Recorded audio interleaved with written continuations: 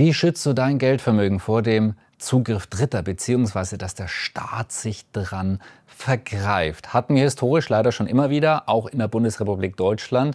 Und es spricht leider einiges dafür, dass wir das auch zukünftig wieder haben können. Deswegen am besten vordenken, um dann nicht drüber nachzudenken, was bereits passiert ist und das Kind bereits in den Brunnen gefallen ist. Deswegen auch schön, dass du heute wieder mit dabei bist, hier aus Südostasien, heute mit Faszination Freiheit. Und ich begrüße dich ganz herzlich, wie bereits seit über 10 Jahren, jeden Freitag ein neues Tippvideo. Und ich weiß, es ist heute jetzt nicht das lustigste Video, ich versuche es trotzdem irgendwie interessant zu machen.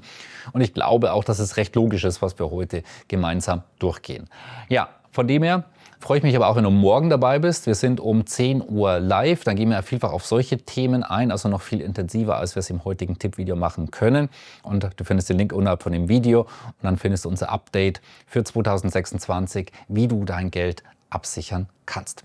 Ja, und zwar, das war jetzt die häufigste Frage, nämlich auch, und zwar bevor wir jetzt dieses Live-Webinar durchgeführt haben. Und ich lese hier einmal eine Anfrage einfach nur vor, und zwar, wie kann ich mein Vermögen schützen vor dem staatlichen Zugriff der Vermögensabgabe oder des Lastenausgleichsgesetzes? Ich habe mir Edelmetalle im Zollverlag in der Schweiz, habe eine Immobilie und ein Grundstück in Paraguay, besitze einige Kryptos und etwas Bargeld. In der Summe sind das etwa 500.000 Euro, je nachdem, wie der Silberpreis hält oder der Goldpreis steht.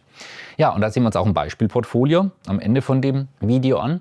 Und dazu vorweg aber auch, es spielt gar keine so große Rolle, sind es jetzt zum Beispiel 20.000 Euro oder 200.000 Euro oder 2 Millionen. Die Regeln sind mehr oder weniger immer gleich. Deswegen schauen wir uns heute mal an, wie kannst du dich vorbereiten. Vorweg aber auch dazu, falls du denkst, naja, ach komm, Enteignungen, alles, ach, gibt's doch gar nicht, etc. Schauen wir uns einfach mal ein paar Zahlen, Daten, Fakten an. Und zwar erstmal die implizite Staatsverschuldung.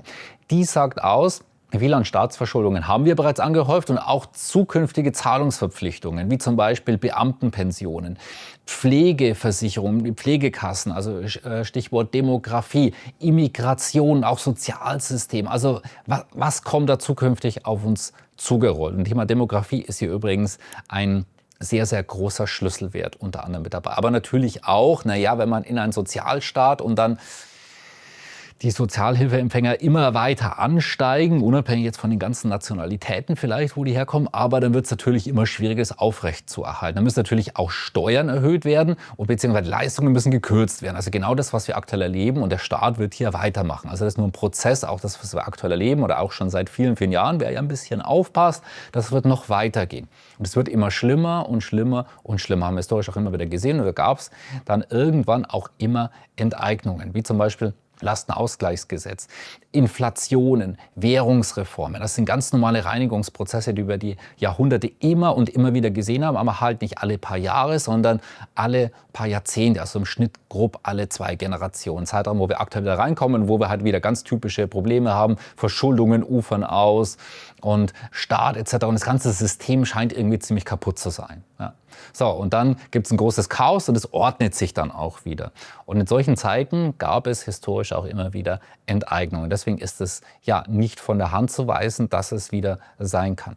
Ja, und wenn wir uns diese implizite Staatsverschuldung nämlich auch mal anschauen, der Professor Dr. Bernd Raffelöschen hat hier berechnet, dass es 19,2 Billionen Euro sind. Okay, jetzt hier Millionen, Milliarden, Billionen. Billionen ist ziemlich viel, oder? Das hört man schon raus. Aber wie viel ist es eigentlich wirklich? Wir setzen es mal in Relation zu der Anzahl der Steuerzahler. Und da kommen wir hier auf ca. 417.000 Euro, was jeder Steuerzahler bezahlen soll. Ja, entweder durch eine Enteignung oder halt eben durch zukünftige Steuereinnahmen. Naja, das Problem ist, jetzt diese 19,2 Billionen, das sind ca. 40 Mal der Bundeshaushalt, wie wir ihn so in 2025 hatten. 40 Mal. Und es bleibt ja nichts übrig und es wird ja immer weiter aufgetürmt, um von solchen Themen auch wie Krieg und Co. Ja gar nicht mal zu sprechen. Übrigens, das sind weitere Risiken, die meisten überhaupt nicht auf dem Schirm haben. Glaubst du, wenn dann Krieg ist, dass man dann so einfach über die Grenze kommt und dann kommt man raus? Und was glaubst du passiert, wenn du zum Beispiel Immobilien hast? In Deutschland, vielleicht auch noch in Österreich, wer weiß, vielleicht auch in der Schweiz. Die Schweiz hat die Neutralität mit Russland ja historisch auch nachgegeben. Also das erhöht Kriegswahrscheinlichkeiten, zumindest auch in der Schweiz. Wir werden sehen. Auflösung folgt ja in der Tagesschau und Co. Auf jeden Fall, wenn wir diese 19,2 Billionen teilen durch die Steuerzahler, kommen wir auf 417.000 Euro. Das ist eine gewaltige Summe, die man nicht so in der Portokasse hat. Also um jetzt schon zu verstehen, wo wir uns jetzt bereits befinden. Diese 19,2 Billionen, man kann davon ausgehen, die sind jetzt schon mal ein gutes Stück weiter, deutlich über 20 Billionen. Da wurde ja durch den sehr bekannten Politiker und Kanzler Merz wurde da ja noch einiges draufgepackt. Aber keine Bange, die Leistungen etc. werden da noch gestrichen, um das Ganze wieder so ein bisschen aufzufangen. Ja, auf jeden Fall, es ist nicht von der Hand zu weisen, dass es in diese Richtung gehen kann. Also, wie können wir vorbeugen und was können wir konkret tun? Also, zum einen Internationalisierung. Je internationaler aufgestellt bist und weniger greifbar du vor Ort bist. Na, wenn du jetzt zum Beispiel vor Ort, du hast da zum Beispiel deine Konten bei der Sparkasse oder Raiffeisenbank, welche Bank auch immer, also lokal vor Ort, da kann der Staat natürlich viel einfacher potenziell darauf zugreifen. Wenn du jetzt zum Beispiel auch noch mehrere Konten hast, du hast ein Konto in Liechtenstein, dann in Dubai, du hast in Mauritius, du hast das in Singapur, also du hast richtig schön international, weltweit gestreut, dann ist es eben nicht mehr so einfach, darauf einen Zugriff zu bekommen. Genauso mit deinen Edelmetallen zum Beispiel, dass die halt eben nicht vor Ort sind oder in einem Schließfach bei der Bank, sondern dass du eine bankenunabhängige Lagerung hast außerhalb der EU, in einem ordentlichen und renommierten Zollfreilager. Vielleicht auch in Singapur oder in Liechtenstein, wie auch immer, was deine persönlichen Präferenzen sind. Ja, also Internationalisierung ist der Punkt Nummer 1. Das kann jeder umsetzen. Dann der Punkt Nummer 2 ist Abstraktheit. Je abstrakter deine Geldanlagen sind, ja, desto interessanter. Und es gibt eben Geldanlagen, die eigentlich gar nicht so direkt als Geldanlagen gelten. Zum Beispiel eine Rolex ist ein gutes Beispiel, hat aber am Zweitmarkt einen Wert und kannst du kaufen und verkaufen. Es ist also als Ergänzung interessant. Jetzt vielleicht nicht als die Hauptgeldanlage, außer du kennst dich extrem gut aus. Dann könnte auch das sogar eine Möglichkeit sein. Dann, man kann in Wein und in Whisky investieren. Da gibt es professionelle Anbieter. Und auch hier gibt es einen Zweitmarkt. Etablierte Märkte sind jetzt auch keine typischen Geldanlagen, die man jetzt mit erster Wahl vielleicht dann macht. Aber auch wenn man sich gut auskennt, kann man natürlich auch gutes Geld verdienen. Aber da muss man sich wirklich intensiver auch damit beschäftigen. Aber als Streuung kann das jeder auch ein bisschen was hier mit hineingeben. Und dann sind wir eben schon viel abstrakter. Auch Thema Kunst, das kannst du hier ins Wohnzimmer irgendwo hineinhängen und es gleich davon genießen. Ob das jetzt die optimale Lagerung ist und den Wert zu behalten, sei jetzt mal dahingestellt. Aber auch da gibt es Möglichkeiten mit Zollfreilagern und professionellen Anbietern. Und es gibt sogar, noch abstrakter Wert, wie zum Beispiel Briefmarken und ich glaube, es gibt sogar bei Lego und Co. etc. Also, ich will nur sagen, es gibt solche Möglichkeiten und kann man als Streuung durchaus überlegen, ob ich da ein bisschen was mit hineingebe, auch wie zum Beispiel mit Edelstein. Edelstein, hier mal mit einem ganz speziellen Rubin, da kann ich mit 1 Million am Ring ganz einfach die Welt bereisen und auch ganz einfach durch jede Flughafenkontrolle. Also es gibt schon Möglichkeiten noch darüber hinaus, wie man noch weiter streuen kann. Also je abstrakter, desto schwieriger wird es auch für einen Staat, dich potenziell zu enteignen. Punkt Nummer 3, ja, du enteignest dich selber, bevor der Staat es kann. Und zwar, dass du weiterhin alles steuerst, aber eben, ja, du bist nicht mehr der Eigentümer davon. Und da gibt es Spezialvehikel. Also so einen gewissen Teil kann man es auch potenziell schon machen mit Auslandsfirmen, dann Vereine, Genossenschaften, Stiftungen und Trusts. Erfordert Fingerspitzengefühl und sehr, sehr gutes Know-how. Also du brauchst da echte Experten an der Hand, damit das Ganze dann auch wirklich funktioniert. Sei an dieser Stelle in Klammern auch kurz erwähnt. In unserem internen Bereich haben wir auch zu den genannten einige sehr, sehr renommierte Anbieter dort mit dabei, wo du dich informieren kannst. Und zweitens, ja, es ist nicht für jedermann direkt geeignet. Kommt ein bisschen drauf an. Auslandsfirmen vielleicht schon potenziell einfacher und eher. Aber bestimmte Vehikel, also wie zum Beispiel Stiftungen, Trust, das geht erst so 500.000 bis 1 Million. Ja, Vereine, Genossenschaften auch potenziell darunter. Ja, also ist auch situativ abhängig. Aber ist ebenfalls auch eine Möglichkeit, dass du dich enteignest, bevor es eben der Staat tut und kann. Ja, und der Punkt Nummer 4, und da werde ich jetzt keinen Beliebtheitswettbewerb gewinnen, indem ich das sage, und das ist das Thema Auswandern. Ich weiß, wird jetzt nicht jedem gefallen, aber schauen wir uns einmal an, was ist denn eine Enteignung? Eine Enteignung ist letztendlich nichts anderes als eine Sondervermögensabgabe. Also es ist im Prinzip eine Steuer, die von dem jeweiligen Staat, wo du dich befindest, verabschiedet wirst. Und gehen wir mal ein Beispiel. Jetzt sagen wir einfach mal, nehmen wir mal Nordkorea, führt eine Enteignung durch. So, dann bekommst du das in Nachrichten mit. Betrifft dich das? Stört dich das jetzt so wirklich in dem Sinne, jetzt vermutlich eher weniger. Du hast da keine Berührungspunkte, vermutlich kein Vermögen etc. Unabhängig davon, dass sie jetzt vermutlich auch vorher schon nicht so viel hatten, aber wie auch immer. Und deswegen betrifft dich das nicht wirklich. Warum? Du hast keine Beziehung zu diesem Land. Also du hast da keinen Wohnsitz und die können dir im Prinzip auch nichts. Und das ist genau der Punkt. So, also egal welchen Land, mit dem du ja nichts zu tun hast und da gibt es Enteignungen, ist für dich jetzt nicht wirklich relevant. So, wenn jetzt aber das Land in dem Fall, wo du jetzt drin lebst und eine Enteignung durchführst, dann würde dich das sehr, sehr stark interessieren. Das heißt aber, wenn du vorher weg bist, dann eben nicht. Deswegen ist das sogar das Effektivste von allen. Man sollte natürlich dann auch die Vermögenswerte, die dort sind, wie zum Beispiel Immobilienportfolio, Bankguthaben und Co., weil das kann trotzdem involviert sein. Aber der Punkt Nummer 1, Internationalisierung, sollte dann optimalerweise natürlich auch heraus. Ja. Aber jetzt diese 4 Punkte, die sind alle unabhängig voneinander. Je mehr du davon umsetzt, desto besser. Also die bauen nicht aufeinander auf, sondern du kannst sie unabhängig voneinander umsetzen. Und dann musst du halt für dich einfach auch abwägen, alles hat Vor- und Nachteile. Es muss niemand auswandern, es hat einfach Vor- und Nachteile, wenn man es tut. Das musst du für dich selber überlegen und ist eine persönliche und individuelle Entscheidung. Ja, jetzt schauen wir uns mal an, wie können wir jetzt so ein Portfolio auch in der Praxis umsetzen und wie könnte es aussehen? Ich habe ja schon angedroht ein Beispielportfolio.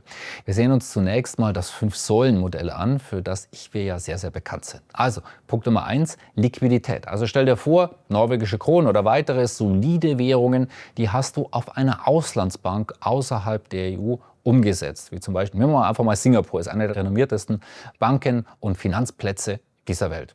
So, und dann hast du dort auch gleich noch ein Depot. Da könntest du das als Wertpapier hineingeben. Sogar, das heißt eine Anleihe von Königreich Norwegen. Das heißt, selbst wenn sogar die sehr, sehr gute Bank dort in Singapur insolvent und pleite gehen sollte, ist es trotzdem ein Sondervermögen. Und Punkt Nummer 2. Gehen wir mal auf Unternehmensbeteiligungen. Jetzt hat man gerade auch das Depot. Das heißt, du kannst auch deine Vermögenswerte, deine ganzen Aktien und Co., Fonds etc. Auf diese Bank und Plattform dort hin transferieren, übertragen. Und dann hast du es automatisch in einer anderen Jurisdiktion. Dein Geld ist nicht mehr in der EU, wenn es vorher noch in der EU gewesen ist. Also auch hier hast du die Möglichkeit, das Ganze umzuziehen. Und das auch mit sehr, sehr überschaubaren Aufwand und sehr, sehr einfach. Ja, der nächste Bereich ist Immobilien. Du kannst ja passives Einkommen von verschiedenen Kontinenten dieser Welt einholen, wenn du dir ein Immobilienportfolio aufbaust.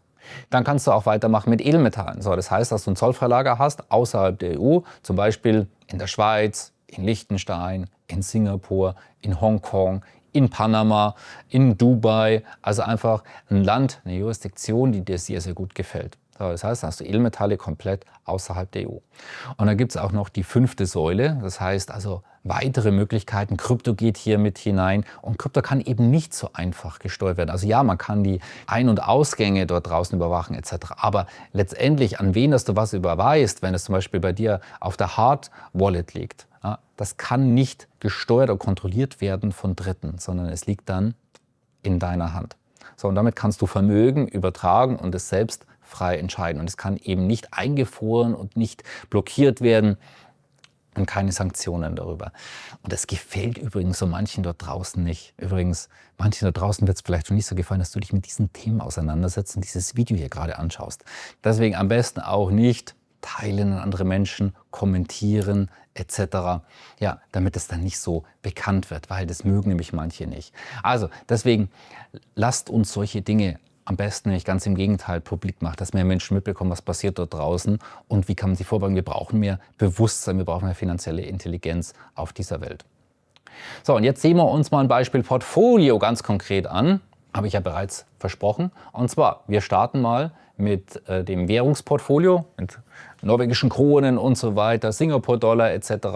Sagen wir mal in der Schweiz bei einer Bank dort. Das heißt, um Liquidität zu haben, ganz, ganz wichtig für den Fall der Fälle.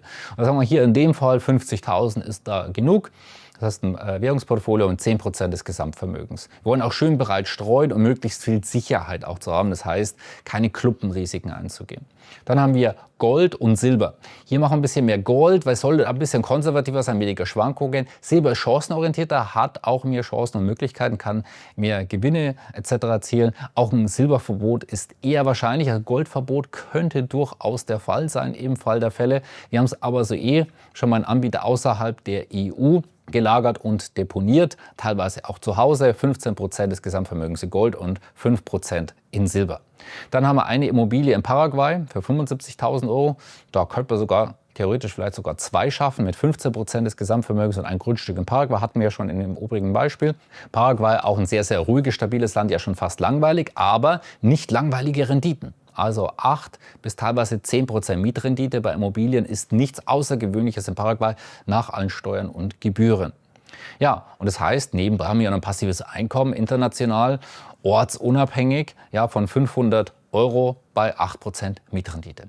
Dann haben wir ein internationales Portfolio bei einer renommierten Berufsbank und da haben wir zum einen Aktien-Dividendenstars, das heißt Aktienunternehmen, die sehr, sehr stark sind, große etablierte Unternehmen, die sehr, sehr gute und hohe Dividenden auszahlen. 100.000 Euro und 20% des Gesamtvermögens haben wir hier ein bisschen mehr insgesamt in Aktien, langfristig investiert. Dann Zukunftstechnologien, also das sind eher so raketenmäßig, in Anführungszeichen, also es könnte auch SpaceX sein, aber Zukunftstechnologien allgemein, wie zum Beispiel Nvidia, Microsoft, Meta, Google, Amazon etc. Haben wir ja mal 10%, da haben wir natürlich mehr Schwankungen, damit muss man natürlich auch sich mal beschäftigen und auch wissen, was man tut.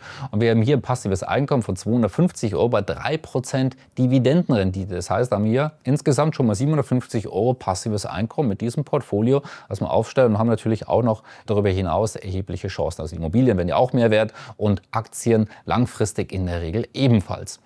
Dann haben wir auch ein bisschen was mit in Krypto. Wir gehen jetzt ja insgesamt auch etwas konservativer ran. Das heißt, wir machen hier nur 5% in Krypto, 25.000. Und dann machen wir noch so zum Enteignungsabrundung Whisky, Wein, Rolex, Edelsteine, Kunst, ja, um einfach auch noch eine breitere Streuung zu haben mit 15% des Gesamtvermögens. So könnte es möglicherweise aussehen. Und siehst du schon mal, was das für ein gewaltiger Unterschied ist, wenn man jetzt beispielsweise einfach nur vor Ort 2 Konten hat bei der Sparkasse und bei der Raiffeisenbank, dann vielleicht noch bei der Comdirect, in der Direktbank, dann hat man da noch ein paar Unternehmenswerte, ist aber auch alles innerhalb des jeweiligen Landes, zum Beispiel in Deutschland oder innerhalb der EU. Ja, dann noch einen Bausparvertrag, dann noch eine Lebensversicherung. Ja, und 100% ist alles nur an einem Ort und alles auf dem Präsentierteller. Siehst du hier den Unterschied? Komplett andere Geschichte und andere Welt. Also, wir gehen morgen noch viel intensiver auch mit diesen Themen rein. Sei deswegen auf jeden Fall mit dabei. Es geht pünktlich um 10 Uhr und live los. Also Link unterhalb von dem Video. Ich freue mich drauf. Und da werden wir uns noch viel intensiver auch mit diesen Themen beschäftigen. Am Schluss nehme ich mir auch immer gerne die Zeit für eure Fragen. In dem Sinne, ansonsten auch, wir sehen uns morgen um 10 Uhr und ansonsten auch wieder nächsten Freitag. YouTube-Kanal abonnieren mit den Glockenzeichen, damit du kein Thema verpasst. Und vor allem unseren Freitags-Tippmails, da stehen immer alle Themen unserer Community drin. Du kannst dich ebenfalls unterhalb von diesem Video eintragen. Ich freue mich auf dich, dein Thorsten Wittmer.